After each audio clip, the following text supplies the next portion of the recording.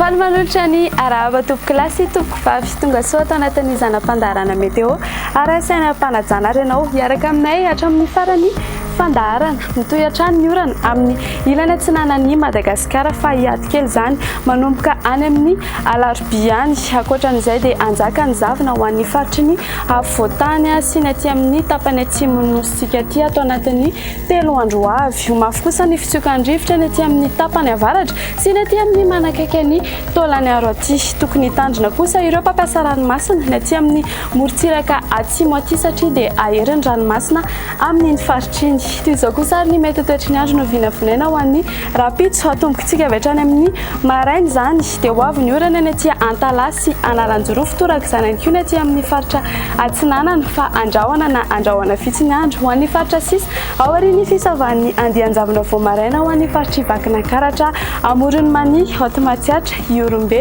toraka izany ihany koa ny any atsimo andrefana sy androy ary anosiny. Raha ho an'ny hariva kosa indray dia ho avy ny orana ny aty amin'ny faritry sy Analanjorofo fa aka-endrika tandrifon-drahona kosa izy any aty anosy be sambarano sy ny adi-tany melakiny holalovandrahoana ny faritry menabe fa ifandimby kosa andrahoana sy ny masoandro ho an'ny faritra sisa izay tsy voatonona teo.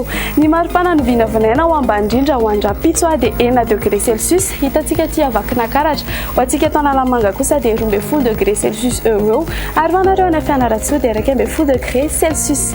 Ny maripana mafana indrindra kosa indray dia tena afana tokoa satria dia mahatratratra any amin'ny 9 degré celsius izy ho an'ny rapitso hitantsika aty amin'ny manodidina ny Antsohisy Maevatanana. Ny faritry ny afovoantany moa dia manodidina ny 15 degré celsius eo. Toy izao kosa ary ny mety toetry ny andro ho andreo tanàn-dehibe sy nosy manodidina antsika hibalika be ny masoandro any Johannesburg fa hifandimby amin'irahony izany any amin'ny Milan sy Nairobi. Ho avy ny orana any Paris raha toa ka hanao orana tandrifon-drahona mety raha ikotrika ny any Bangkok. Hifandimby hatrany ny rahona sy ny masoandro any Milan, Maurice, Comores ary La Réunion. Hibalika be kosa inga be masoandro any Seychelles.